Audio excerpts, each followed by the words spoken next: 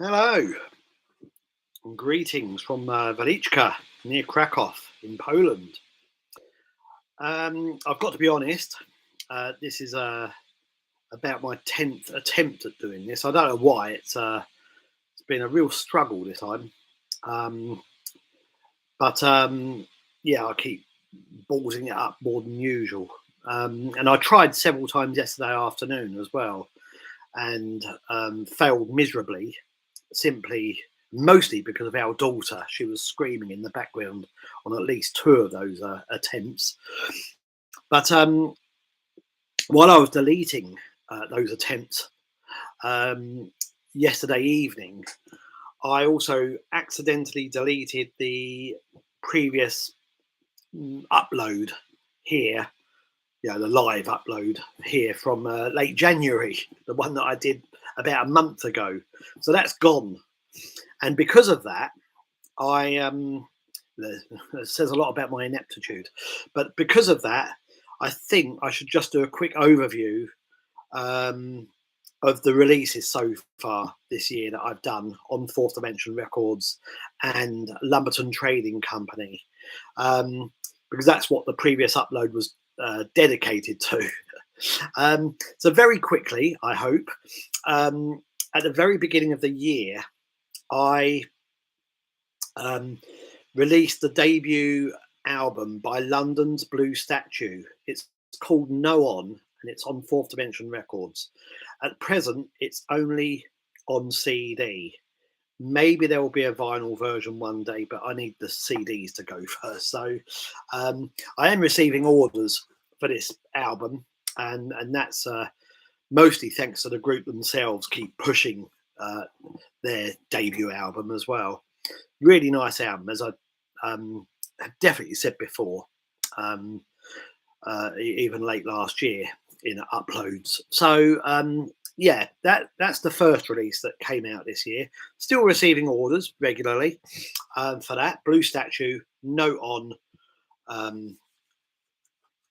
CD, and that was followed by the Edward Caspell 10-inch on Lumberton Trading Company, and it's called Permission to Leave the Temple. I had a lot of orders, direct orders for that, and pre-orders, and I've caught up with all of those. I sent out the last batch around a week ago, so early last week. I think last Tuesday saw the last of those orders go. Since then, I've had a few others, and I even had a couple yesterday, so they haven't gone yet, the ones that I received yesterday. But I should say that I've only now got around 25 to 30 copies left of that 10-inch. So if you're interested in it, don't hang around. I know I very often stipulate this, but it's not hard sell bullshit. They really have nearly gone. It's similar to when last November, I did November, I did the final CD, I Am the Dirt Under Your Fingernails. I did an upload and said they've nearly all gone, and sure enough, they went a week or two later. They'd all gone. So I'm doing a reissue of that album on vinyl, double LP. It's in production at the moment, along with the Kleishvar reissue LP as well. So yeah, I'm not bullshitting. I don't subscribe to that. I've got plenty of other stock, old release stock that sat here unsold, which is another reason why I do these special deals. And I'll come onto the deals in a short while. But in the meantime, let's focus on the releases. So far, Blue Statue, Edward Caspell, and Edward Caspell was then followed shortly after by the Jolt Chorez double CD. So 2 CD on Fourth Dimension again, stroke Hinge Thunder, the label that Jolt himself runs. So that's a double CD that's also included in the CD deal along with Blue Statue. And that is part of a set That also includes the Astro Noetic Chiasm LP, pressed on green vinyl and released a couple of weeks later. I think I had copies here earlier in the month, maybe in the first week of February. So the Jolt Chorez, the two Jolt Chorez albums are great. He's a Hungarian musician now based in Berlin, doing kind of improvised viola led electroacoustic works that also cross over into psychedelic drone and even ambient territory, but quite difficult at times as well. So it's not easy listening necessarily. Um, the LP, the Astronoetic Chiasm LP, is slightly more subdued than the double CD set, but really they all need to be, I think, listened to together. Not necessarily in one fell swoop either, but one's in one sitting, but certainly, it's a three-part set, so spread over two CD discs and a vinyl LP, and they make sense together as well. So if you've already got one of those, one part, then think about getting the other part. It's really good music. It's great musician. It's really good music, as I said, and I'm happy that Fourth Dimension played a part in this, and I'm still pushing that as well. But these are all the latest releases.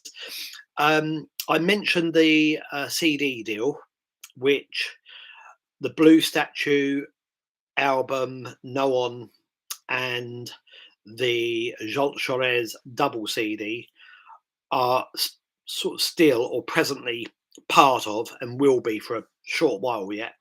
The 7 CD deal is an ongoing deal. If you've already taken this out, if you've already paid into this deal, you can extend it. There are options to extend the deal, but you already have to be somebody who's partaken in the deal in the first place to extend it. But the 7 CD deal itself is, at the moment, as I said, it includes the Blue Statue CD, the Jolt Chorez CD, double CD, the imminent Senestra CD, which should arrive later this week, and I'll talk about that in a minute. And the next releases that I put out on Fourth Dimension, Lumberton Trading Company, or even Winter Hill Recordings. The CDs that are sketched in at the moment include a double CD reissue by Kleistvar. So again, Gary Mundy is returning to some old cassette releases of his, and this time we're not doing a vinyl set, but we're doing a double CD set. It's not a reissue of the vinyl that I did last year, the Do Not and Mobility album set, which is still available, by the way. So it's not a reissue of that, nothing to do with that, nothing to do with anything else Gary has done via Fourth Dimension. So we've got that. We've got a splintered double CD as well. And I always include the double CDs as part of this special offer, this deal, the 7 CD deal. If it's a double CD, it makes no difference. You still get this, and it's considered to be one release, one of the 7 releases. So I hope that makes sense. There's a splintered double CD in the works. We still need to finish that work, but we're discussing that at the moment. There should be an alternative TV compilation coming at some point. There's the Ashtray Navigations album coming soon. That will hopefully be ready to go into production in a week or two, so by mid-March. So hopefully out sometime in early to mid-April. What else? Alternative TV, Kleistvar, splintered, Ashtray Navigations. That's probably it for the moment. Oh, and Mummies and Madmen on Winter Hill recordings. So that was supposed to be an LP originally, but it's going to be a CD now. And more about that later, not today. But Mummies and Madmen is something I need to think about once the slate is clean again. Once I've got a little clearing, which is looming actually. As I said, the next CD I've got coming is by Senestra. That's a collaboration between Hiroshima Bend, aka Puppy 38's side project. Sorry, his music project, not side project. Puppy 38 is the name given to a guy called Michael Everett, and it's his music production, and design work name. His music project, has existed for a number of years now and is called Hiroshima Bend. And Hiroshima Bend on the Senestra CD collaborate with Alan Ryder of Adventures in Reality, stroke the guy that used to be in Dance Naked, Stress and Attrition. So by that definition alone, you might have an idea that this is going to be electronic music. If you're familiar with Hiroshima Bend's work, you know this is mostly kind of organic electronics based music. And on the Senestra CD, there's a bridging between that approach and Alan Ryder's penchant for analog synths. They claim the music is inspired partly by Cabaret Voltaire. I can see that. It certainly alludes to Red Mecca period, I think, which is good. Red Mecca is my favourite album, my absolute favourite album by Cabaret Voltaire as well. I bought it when it came out, so it means something to me because of that. Can't remember when it came out. Maybe I didn't get it immediately when it came out, but I certainly got it shortly after. So yeah, and it remains a favourite. I play that a few times each year. So yeah, it alludes to that, and John Carpenter soundtracks, sort of the early soundtrack work of Carpenter's, especially. So as a little aside, when I was a teenager, I had a friend who had a piano in his grandmother's place, and the only thing I've ever been able to play in my entire life thus far, and probably until the bitter end, was the little motif in Assault on Precinct 13. That's the only thing I've ever been able to play. So despite whatever instrumentation credits I've had on Theme, Splintered and Playground, not Playground so much, but certainly Splintered and Theme, whatever has been put next to my name, I've never been able to play anything. I still, I'm jealous of people who can play. Really, I'd love to be able to play a guitar or something, but I just can't. But yeah, the that little refrain in Assault on Precinct 13 was the only thing I've ever been able to play. That's my only accomplishment, and it's something again from long ago, and I doubt whether I could play it now. But it was that dun dun dun dun dun dun dun dun dun. That thing. So yeah. So that's the extent of my musical skill. So and long gone. So but yeah, sorry to go off at a little tangent there. The Senestra CD I will talk in greater detail about when the CD arrives, hopefully Wednesday or Thursday. I think that's when it's promised. So I'll talk in greater detail, maybe sooner rather than later. Maybe I'll do another quick upload next weekend, about that. So, well, mostly about that. So let's see. And in the meantime, it's part of the 7 CD deal, as I said. Excuse me, and there are details in the shop about it as well. You can also buy it from Alan Ryder directly. If you're based in the UK, that might make the most sense. And you can get it from Puppy 38 Hiroshima Bend as well. So you don't have to get it from me. But if you're if you're going to take out the 7 CD deal from me, it will be included in that at the moment. So I hope that's clear. In relation to that, I also included the Jolt Chores LP in a vinyl deal, a 6-album deal, which is a kind of one-off thing. It's supposed to finish tomorrow, but I'll extend it until Sunday, the 5th of March, I think, just in case a couple more people are interested. In the meantime, I have had a number of people taking that deal out. I had about 15 takers. I think these deals are really good, and I would say that even if I had no part in them. I think they're really good value. The 6 LP one, which also includes the Edward Caspell 10-inch, which is a mini album, really.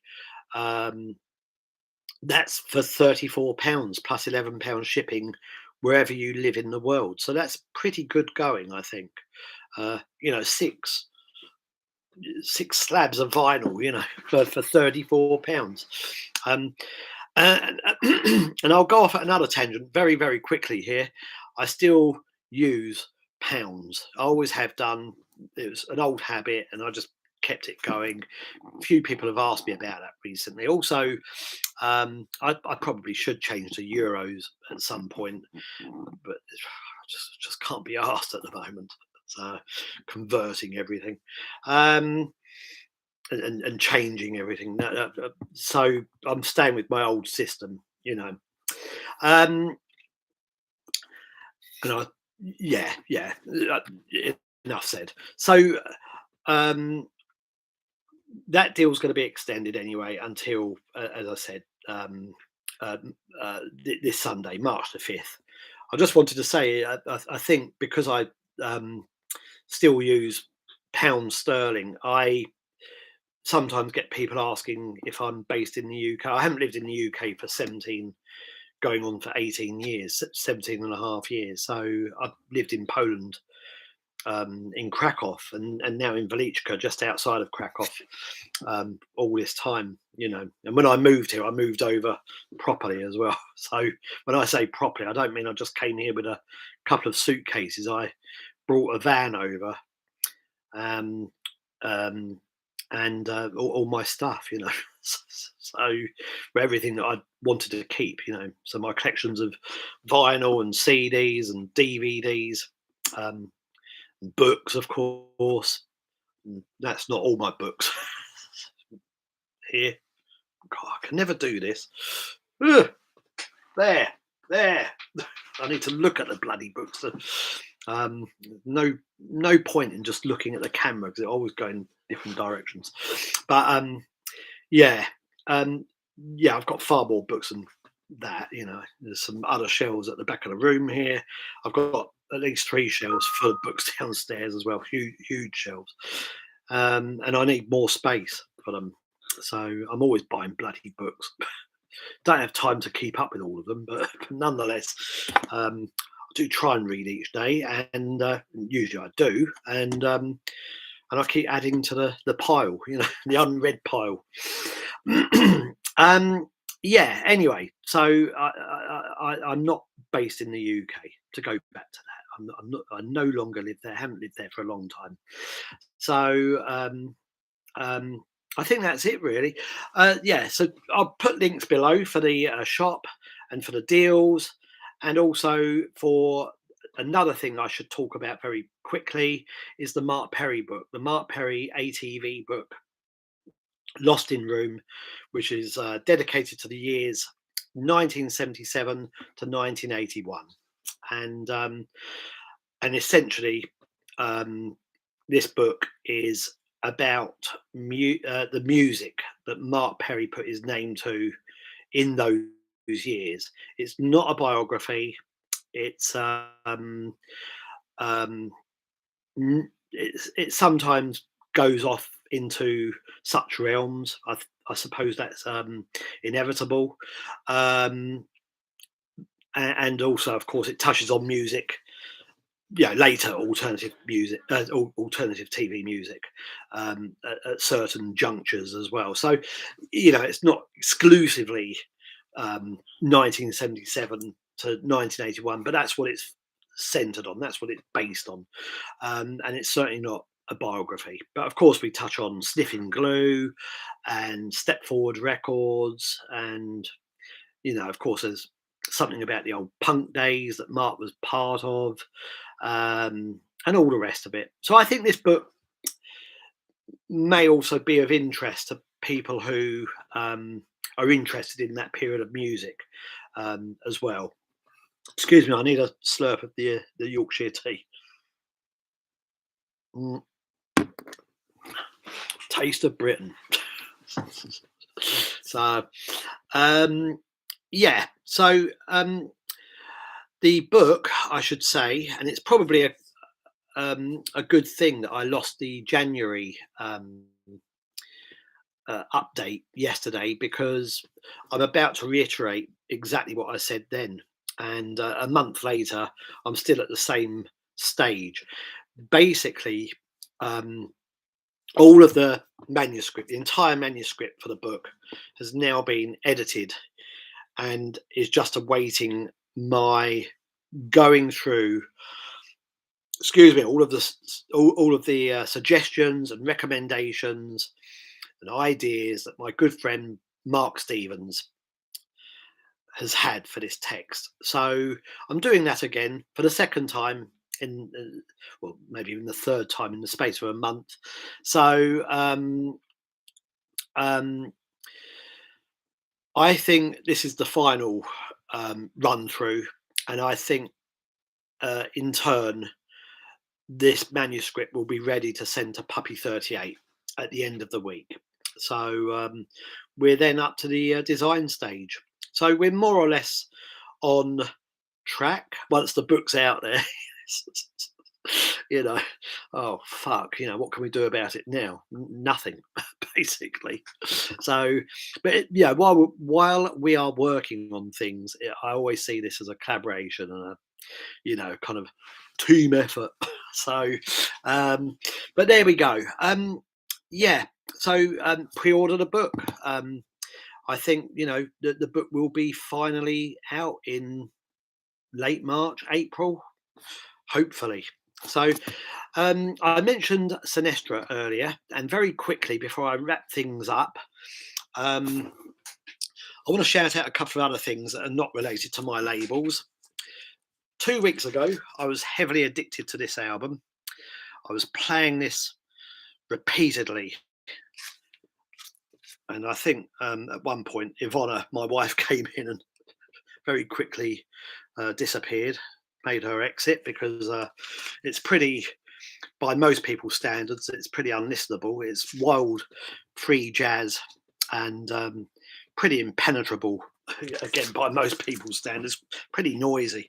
So I was playing that quite a lot, and because of that, that's the segue to this. Because of that, this week I've mostly been playing stuff like this.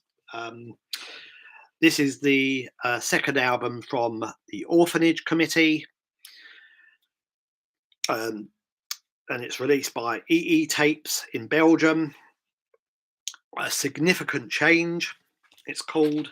I think there's an insert in there. I'm not going to drag the insert out, but that's really good. I've been playing that a lot this week, and it's more electronic music, more in keeping with the work of Senestra. Funnily enough, quite contemporary sounding, but at the same time alluding to the sounds of Red Mecca period cabs, maybe Rapoon as well, um, stuff like that. So that's good. EE Tapes is a really good label as well. It's put out lots of interesting electronic music and post-industrial and the like. And also, I've been playing this a lot as well. Op Z, the debut album from Music Kammer, a Dutch duo from the early 80s. This came out originally on cassette in 1982. This is really, really good. And I think has been instantly elevated to the position of being one of my favorite minimal electronic albums, up there with Robert Turman's Flux. Really good, pretty ambient, but a little abstract as well. A good late night listen. Quite DIY sounding at the same time, so a little bit crude, a bit rough around the edges. I really like it, and I like it even more because of that. So I got turned on to that by this. So there it is again, the same duo, Music Kammer, and I'm probably mispronouncing that. I'm sorry. This was sent to me by Franz de Waard last month to review. This is the second album, I believe, also from the early 80s, also originally on cassette in 83 or 84, I think. I need to check that. It's only got 4 tracks on. This is also quite subdued and something of a late night listen, but a little different to the first album, musically different, but nice. Really, really nice. And yeah, I hope to finally get a chance to review or to write something about this at Adverse Effect once I'm through the book updates, the Mark Perry book updates. And also in turn, since I'm on this kind of electronic music angle again at the moment, I think a few days ago I received this as well, this collaboration between Lawrence English and Liscol. This is on Cranky. Lawrence English is an Australian soundscaper, soundsmith, electroacoustic or ambient artist who's been producing such music for many years now, and he's got his own Room 40 imprint dedicated to the same kind of music, to the same genre or genres of music. And this is really nice. I received this on Wednesday or Thursday. It's also here to for review purposes. So I hope to get to that this week as well. So I've got the Orphanage Committee, I've got this, I've got loads of stuff on the review pile, but these are going to get talked about first. I've also got some stuff from Independent Project Records as well, so I need to get to those as well this week. But there we are. This is Lawrence English with Liscol, who I don't really know anything about. And there they are. And look at that, just a plain old one-sided press sheet, the way I like it. I used to get years ago sometimes sent music to review on vinyl or CD with like a ream of information about the given record or the given album. It's way too much.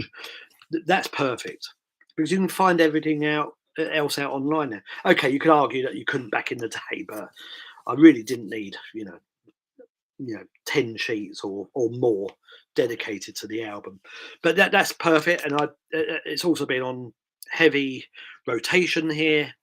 Great late night ambient music, electroacoustic music, using a pipe organ, I think, as a source.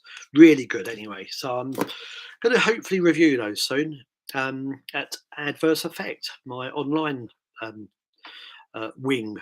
So for written work. Anyway, I think I've rambled. God, we're up to bloody over 33 minutes. Fuck me. Sorry about that. If you've made it to the end, thanks a lot. And I'll be here again sooner rather than later to talk about Senestra. So links below for the deals, for the shop.